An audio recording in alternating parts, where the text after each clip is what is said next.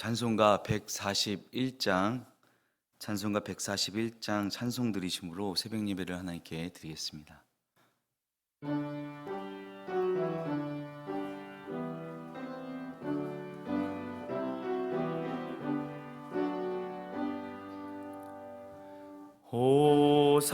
호산나 호산나 다 노래 부르다 수많은 아이들이 즐거운 노래로 그 품에 안으시고 복 주실 주님께 온 마음과 마음 들여 주 찬양합니다. 저 감난산 길 따라 그 무리 따르며 그 손엔 종려가지 흔들며 외친다. 만왕의 왕주 예수 나귀를 타시고 그 어린이들 노래 다 받아주신다. 호산 그 옛 노래 우리도 부르자. 주 예수 우리 구주 우리의 전능왕 온 몸과 마음 다해 목소리 높여서 영원히 기쁜 노래 주 앞에 드리자.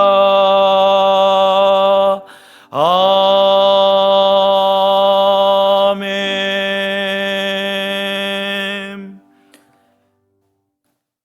하나님 은혜를 감사드립니다. 오늘도 우리에게 새 날, 새 호흡을 주셔서 하루의 첫 시작을 주님 앞에 나와 찬송하며 예배하며 기도할 수 있게 하여 주심을 진심으로 감사드립니다.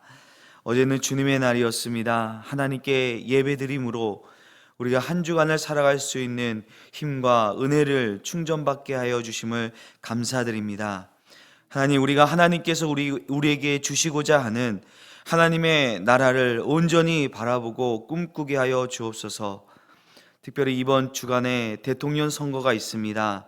하나님, 우리가 대선을 통하여 이 나라를 이끌어갈 지도자를 선출하는데 우리가 우리의 생각, 우리의 욕망에 이끌린 선택을 하는 것이 아니라 하나님께서 지금도 이 나라를 붙잡고 계시며 하나님의 뜻과 계획 가운데 있음을 신뢰하면서 하나님의 나라를 살아가는 믿음의 사람들로 우리를 먼저 세워주시옵소서. 하나님, 아직도 동해 쪽에 산불이 잡히지 않고 있습니다. 하나님이 주신 이 아름다운 생태계가 소실되고 많은 사람들이 집과 터전을 잃어버리게 된 이 참혹한 화재가 빨리 진압되고 수습될 수 있기를 간절히 원합니다. 특별히 우리 이재민들의 마음을 어루만져 주시고 빨리 삶의 터전이 회복되어질 수 있게 하여 주시옵소서. 또한 우크라이나 땅을 위하여 기도드립니다. 하나님, 그 땅의 전쟁이 멈추게 하여 주옵소서. 폐허가 된 도시들 가운데 또 아무런 이유 없이 참혹하게 죽어가는 이들을 주님 불쌍히 여겨주셔서 하루속히 그 땅 가운데 평화가 임하게 하여 주시기를 간절히 원합니다. 하나님, 코로나로 인해 연일 수많은 확진자가 생기고 우리의 삶과 신앙이 위협받고 있습니다. 우리 믿음의 식구들 가운데 코로나로 인해 고통당하는 이들이 있습니다. 주님, 그들을 긍휼히 여겨주셔서 속히 회복되게 하여 주시고 확진자의 수가 점점 줄어들게 하시고 우리의 일상과 신앙이 회복되어지게 하여 주시옵소서. 하나님, 성경과 기독교 역사를 볼 때에 위기의 시기에 하나님께서 믿음의 사람들을 통하여 다시 새롭게 하시고 회복시키시는 하나님의 역사하심을 보게 됩니다. 하나님, 이 어렵고 혼란한 시기 가운데서도 하나님께서 이 땅을 주관하시며 하나님의 뜻과 계획이 있음을 우리가 믿습니다. 주님, 다시 이 땅을 새롭게 하시고 회복시키실 때에 우리가 주님 앞에 그 도구로 쓰임 받기를 원합니다. 주님, 우리를 사용하여 주시옵소서. 주님, 우리 영화교회를 그 도구로 사용하여 주시옵소서. 이 지역과 사회에 하나님의 살아계심과 영광을 드러내는 교회 되기를 원합니다. 구원받아야 할 백성들이 주님께로 돌아오는 구원의 방주가 되기를 간절히 원합니다. 교회된 사명을 잘 감당하는 교회 되게 하여 주시옵소서. 교회 건축과 이전 가정 가운데서 하나님, 살아계신 그 하나님을 우리가 경험하기를 간절히 원합니다. 앞장서 실무를 맡은 이들 영과 육을 강건케 하여 주시고 하나님이 주시는 힘과 지혜로 이 일을 잘 감당하게 하여 주시옵소서. 하나님, 우리 윤광서 목사님 기억하여 주시기를 간절히 원합니다. 육신의 연약한 부분 어루만져 주시고 회복시켜 주시고 주님께서 이 교회의 목사로 세우셨사오니 하나님의 말씀을 온전히 전달하고 맡기신 양떼를 하나님의 뜻대로 인도하기에 부족함이 없도록 붙들어 주시옵소서. 하나님, 우리 직분자들이 하나님의 몸된 교회를 세우고 성도를 온전케 하는 그 일에 온전히 쓰임받을 수 있기를 원합니다. 하나님, 모든 일을 할 때에 하나님께서 한량없는 지혜와 능력을 허락하여 주셔서 하나님께서 공급하여 주시는 힘으로 모든 사람에게 죽게 하듯 하는 믿음의 사람들로 세워주시기를 간절히 원합니다. 하나님, 우리 믿음의 식구들 가운데 육적으로 영적으로 치유가 필요한 이들이 있습니다.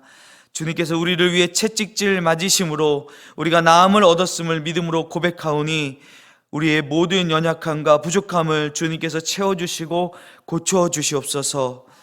우리의 다음 세대들을 주님 기억하여 주시기를 원합니다. 이 혼탁한 세상 가운데서 그리스도인으로서의 정체성을 갖고 살게 하여 주시고 삶의 모든 선택 가운데서 하나님이 원하시고 기뻐하시는 선택을 하게 하여 주시옵소서. 또한 먼저 믿는 우리들이 아름다운 믿음의 유산을 물려줄 수 있기를 원합니다. 하나님 앞에 자라나는 다음 세대 앞에 부끄럽지 않는 그리스도인으로서 삶을 살게 하여 주시옵소서. 하나님, 여러 가지 이유로 교회와 가정을 떠나 출타 중인 성도들이 있습니다. 어느 자리에 있든지 하나님을 예배하고 기도하게 하시고 건강한 모습으로 돌아와 함께 예배하게 하여 주시옵소서.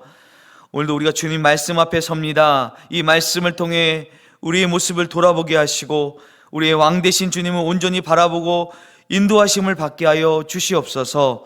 감사드리며 예수님의 이름으로 기도드립니다. 아멘. 하나님의 말씀 누가복음 19장 28절에서 40절까지의 말씀입니다.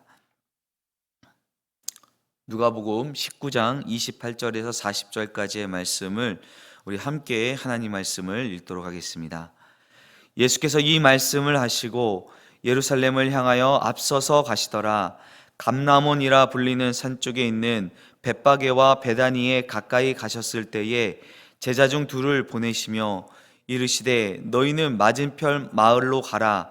그리로 들어가면 아직 아무도 타보지 않은 나귀 새끼가 매어 있는 것을 보리니 풀어 끌고 오라. 만일 누가 너희에게 어찌하여 푸느냐 묻거든 말하기를 주가 쓰시겠다 하라 하시매 보내심을 받은 자들이 가서 그 말씀하신 대로 만난지라. 나귀 새끼를 풀 때에 그 임자들이 이르되 어찌하여 나귀 새끼를 푸느냐 대답하되 주께서 쓰시겠다 하고 그것을 예수께로 끌고 와서 자기들의 겉옷을 나귀 새끼 걸쳐놓고 예수를 태우니 가실 때에 그들이 자기의 겉옷을 길에 펴더라. 이미 감난산 내리막길에 가까이 오심에 제자의 온 무리가 자기들이 본 바 모든 능한 일로 인하여 기뻐하며 큰 소리로 하나님께 찬양하여 이르되 찬송하리로다. 주의 이름으로 오시는 왕이여 하늘에는 평화요 가장 높은 곳에는 영광이로다 하니 무리 중 어떤 바리새인들이 말하되 선생님이여 당신의 제자들을 책망하소서 하거늘 대답하시 이르시되 내가 너희에게 말하노니 만일 이 사람들이 침묵하면 돌들이 소리를 지르리라 하시니라. 아멘. 어제 주일 말씀 가운데 예수님께서 한 문화의 비유를 말씀하셨는데 그 비유가 마태복음 15장에 나오는 우리가 잘 알고 있는 달란트 비유와 좀 다른 것은 바로 그 비유 이야기의 설정이 한 귀인이 왕위를 받으러 먼 길로 떠나면서 벌어진 일이라는 그런 우리 설교의 말씀을 들었습니다. 자, 그 비유 이야기를 통해 예수님께서 이 땅 가운데 왕으로 오셨음을 분명히 드러내고 계시다는 것이었죠. 오늘 우리가 읽은 말씀 역시 예수님께서 이 땅에 왕으로 오셨음을 분명히 드러내고 있는 사건과 장면들입니다. 오늘 본문 첫 절 28절에서 예수님께서 이 말씀을 하시고 라고 이렇게 시작하고 있는데, 이 말씀은 바로 한 문화의 비유의 말씀입니다. 자, 그 말씀을 하시고 지금 어디로 향하고 계십니까? 예루살렘을 향하여 앞서서 가시더라라고 기록되어 있습니다. 본문 표현 가운데 예수님께서 앞서서 가신다라는 이 표현은요, 예수님께서 예루살렘으로 분명한 목적을 가지고 의지를 가지고 가고 계시다는 표현입니다. 여러분, 예수님이 예루살렘으로 가시는 목적이 무엇일까요? 바로 예수님께서 이 땅에 왕으로 오셨지만 우리를 위해 십자가를 지시기 위해서 예루살렘으로 들어가시는 것입니다. 여러분, 이 사실이 정말 중요합니다. 예수님은 우리의 왕이십니다. 왕의 존재의 이유는 백성을 지키고 살리는 일이에요. 백성들을 책임지는 존재가 바로 왕입니다. 백성들이 왕에게 거는 기대가 바로 그런 거 아니겠습니까? 본문 후반부에서도 보게 되겠지만 당시 예수님을 따르는 무리들, 제자들의 기대가 바로 그러한 것이었습니다. 예수님께서 우리의 왕이 되신다면 우리를 구원해 주실 것이다 라는 그 기대를 가지고 예수님을 왕으로 맞이하고 있는 것입니다. 네, 맞습니다. 예수님은 우리의 왕으로서 우리를 구원하실 분이십니다. 그러나 예수님이 우리에게 주시고자 하는 그 구원은 사람들이 원했던 방식, 원했던 기대에 따른 것이 아니었습니다. 예수님께서는 십자가를 지심으로 우리를 죄로부터 구원하시기 위해 예루살렘으로 가시는 것이죠. 그 어떤 것으로부터의 구원, 그 어떤 것으로부터의 해방보다 우리에게 영원한 생명을 줄 수 있는, 또 우리에게 하나님 나라를 줄 수 있는 그 유일한 방법이기 때문에 지금 예수님께서는 그 일을 행하기 위해 이 땅에 오신 것이었고 지금 예루살렘으로 가고 계신 것이었습니다. 이제 여리고를 지나서 예루살렘에 더 가까이 오시게 되면서 감람원이라 불리는 그 동산, 산이 있는데 그곳에 벳바게와 베다니라는 마을 가까이에 이르시게 됩니다. 베다니는 이 감람산 동쪽 사면에 있는 마을로서 예루살렘에서 한 3.2km 정도 떨어진 마을입니다.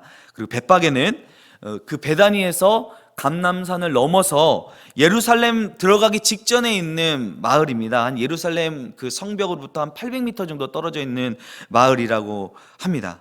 근데 이제부터는요, 예수님의 행보가 여기에서 다 이렇게 여기 근처에서 왔다 갔다 하십니다. 예루살렘 성에 입성하시고 난 뒤에는 다시 베다니 마을로 나오셔서 머무시기도 하시고, 또 예루살렘에 들어가셔서 사람들과 논쟁하시고, 또 거기서 말씀을 선포하시고, 제자들과 마지막 유월절 만찬을 식사를 하시고, 또 겟세마네 동산에 오르셔서 기도하시고, 다시 이 감람원으로 찬송하며 올라가시다가 거기서 체포되시죠. 그리고 대제사장의 뜰에서 신문을 당하시고 빌라도 법정에서 사형 선고를 받고 성박 골고다 언덕에서 십자가에 못 박혀 죽으십니다. 이후에 일어나는 모든 일들이 바로 지금 이 지역, 이 예루살렘 주변에서 일어나게 되는 일들입니다. 지금 예수님은 이 벳바게와 베다니 사이에서 제자 중 둘을 맞은편 마을로 보내십니다. 근데 마태복음을 보면요, 예수님께서 이 감람산 벳바게에 이르렀을 때에 두 제자를 보내신다고 나옵니다. 자, 이 말씀을 근거로 본다면 아마도 이 맞은편 마을은 베다니를 가리킬 수 있습니다. 예수님께서 너희는 맞은편 마을로 들어가서 아직 아무도 타보지 않는 나귀가 매여 있는 것을 보게 될 텐데 그것을 풀어 끌고 오라고 말씀하십니다. 근데 그렇게 할 때 만일 누가 너희에게 왜 이거를 푸느냐라고 묻는다면 주가 쓰시겠다라고 말씀하라고 이렇게 말씀해 주십니다. 정말 두 제자가 맞은편 마을로 들어가서 나귀의 새끼가 매어 있는 것을 보게 됩니다. 예수님께서 말씀하신 대로 그 나귀의 새끼를 풀려고 하자 나귀의 주인들이 왜 나귀 새끼를 푸느냐고 물었겠죠. 그들은 다시 주님께서 가르쳐 주신 대로 주가 쓰시겠다라고 말을 전합니다. 자, 우리는 여기서 어떻게 예수님께서 보시지도 않고 저 건너편에 나귀 새끼가 매어 있는 것을 어떻게 아셨을까? 또 그 나귀 새끼의 주인들은 주께서 쓰시겠다라는 그 말 한마디에 자기의 나귀의 새끼를 망설임 없이 사용하게 보내주었을까? 정말 이 놀라운 예수님의 권능과 또 아름다운 순종의 이야기가 아닐 수 없습니다. 그러나 우리가 이 말씀 안에 지금 개연성을 넣어본다면 아까도 말씀드렸듯이 이 맞은편 마을은 베다니라고 추정해 볼 수가 있습니다. 여러분, 베다니란 마을 어떤 마을인가요? 베다니에는 마르다와 마리아 그리고 그의 오라버니 나사로가 살고 있는 마을이었습니다. 예수님께서 죽은 나사로를 다시 살리신 놀라운 기적이 일어났던 마을이었습니다. 그 마을 중에 예수님을 모르는 사람이 있었을까요? 예수님께서 죽은 나사로를 살리셨다는 그 소문은 그 마을 사람이라면 누구나 알고 있는 사실이었고, 아마도 그 마을 사람 모두가 예수님을 당신들이 기대했던 메시아라고 생각했을 것입니다. 그 제자들이 와서 나귀 새끼를 풀려고 할 때 제자들이 주가 쓰시겠다라고 말하자 그 나귀의 주인들은 그 주님이 예수님이신 것을 알았을 것입니다. 예수님이 쓰신다면 얼마든지 기꺼이 내어드릴 수 있었던 것이죠. 그렇다면 왜 예수님께서는 나귀의 새끼를 풀어오라고 말씀하셨을까요? 그것은 스가랴서 9장 9절의 말씀을 응하게 하시려는 것이었습니다. 스가랴서 9장 9절 말씀에 시온에 따라 크게 기뻐할지어다 예루살렘에 따라 즐거이 부를지어다 보라 네 왕이 내게 임하시나니 그는 공의로우시며 구원을 베푸시며 겸손하여서 나귀를 타시나니 나귀의 작은 것 곧 나귀 새끼니라 라고 적혀 있습니다. 이 스가랴의 말씀은 메시아에 대한 예언의 말씀이었습니다. 이 예언의 말씀 가운데 내 왕이 내게 임할 때에 나귀를 타시는데 나귀의 작은 것 곧 나귀 새끼를 타고 오신다는 것을 예언하신 것이죠. 여러분, 왜 그것도 나귀의 새끼를 타고 입성을 임하신 것일까요? 보통 전쟁에서 승리하거나 왕의 입성식을 할 때에는 말을 타고 입성을 합니다. 그게 당시의 보편적인 보통의 일이었습니다. 그런데 구약에 예언된 메시아는요, 평화의 왕으로 오시기에 또 말씀대로 겸손의 왕으로 오시기 때문에 그것도 나귀의 새끼를 타고 오신다는 거예요. 예수님께서 이 말씀을 이루시기 위해 나귀의 새끼를 풀어오라고 하셨고, 제자들은 그 나귀 위에 자기의 겉옷을 얹고 걸쳐놓고 예수님을 나귀에 태웁니다. 자, 이제 나귀의 새끼를 타시고 감난산에서 내려오면서 예루살렘 성으로 들어가십니다. 사람들은 예수님이 가시는 길에 자기들의 겉옷을 벗어서 마치 레드카펫처럼 이게 깝니다. 또 그들은 예수님이 예루살렘 입성을 기뻐하면서 환호하며 찬양합니다. 여러분, 왜 이들이 이렇게 자기의 겉옷을 깔고 기뻐하며 찬양을 합니까? 그들은 구약의 예언의 말씀대로 또 자기들이 여태까지 예수님을 가장 가까이에서 지켜본 바, 예수님께서 하신 말씀들, 또 예수님께서 행하신 그런 기적들을 두 눈으로 직접 본 바, 그 모든 일을 인하여 바로 이분 예수님이 자기들이 그토록 기다려온 메시아 왕이라는 것을 믿었습니다. 이제 그들이 예언의 말씀대로 나귀를 타고 입성하신 예수님을 왕으로서 메시아로 맞이하고 있는 것입니다. 그리고 환호합니다. 찬송하리로다 주의 이름으로 오시는 왕이요 하늘에는 평화요 가장 높은 곳에는 영광이로다. 이 찬양 역시 시편 118편 26절의 말씀을 인용하면서 거기에 이들이 왕이라는 말을 추가한 거예요. 찬송하리로다 주의 이름으로 오시는 왕이여 라면서 이들이 주님을 왕으로 맞이하고 있었던 것입니다. 바로 비록 그들이 기대했던 왕과 자기의 백성을 구원하시기 위해 십자가를 지러 오신 그 예수님의 생각과는 좀 달랐지만, 예수님께서는 구약의 말씀을 성취하심으로 또 예수님을 따르는 그 백성들의 찬양을 받으심으로 자신이 왕이심을 예수님께서도 선언하신 것입니다. 자, 이러한 예수님의 자기 선언, 또 예수님을 왕으로 인정하고 찬양하는 무리들이 못마땅한 이들이 있었습니다. 누구입니까? 바리새인들이었습니다. 무리 중에 있던 바리새인들이었습니다. 그들은 예수님을 향해서 당신의 제자들을 책망하소서라고 말합니다. 바리새인들 역시 예수님께서 그 나귀를 타고 입성하신 모습을 보고 또 사람들이 기뻐 외치며 그들의 노랫소리를 들으면서 생각한 거예요. 이거 뭐야? 이거 구약의 메시아 예언의 말씀대로 나귀를 타고 들어오시네? 사람들이 예수님을 나귀를 타고 들어오시는 그 길에 자기들의 겉옷을 깔고 예수님을 왕이라고 찬송하고 있네? 누가 봐도 이것은 바로 메시아, 왕의 입성식이었습니다. 그러니 바리새인들은 그 모습을 보면서 이거 보세요, 선생님. 당신의 제자들을 좀 혼내키십시오. 지금 뭐 하는 겁니까? 무슨 왕이라도 들어오는 겁니까? 당신이 무슨 메시아라도 된다는 겁니까? 아실 만한 분이 왜 이러십니까? 라고 빨리 저들의 찬송을 그만하라고 예수님께 따져들고 있는 것입니다. 바리새인들은 예수님이 왕으로 들어오시는 것을 받아들일 수 없었던 것이었죠. 근데 만약에 예수님이 자신이 왕이신 것을 인정하지 않으신다면, 왕이심을 부정하신다면, 왕이 아니시라면 아마 이런 바리새인들의 요청에 그래, 이거는 안 되지, 이렇게 하면 괜한 오해를 불러일으킬 수 있겠다, 그만할게 라고 말씀하셨을 것입니다. 그런데 우리 예수님께서 어떻게 대답하십니까?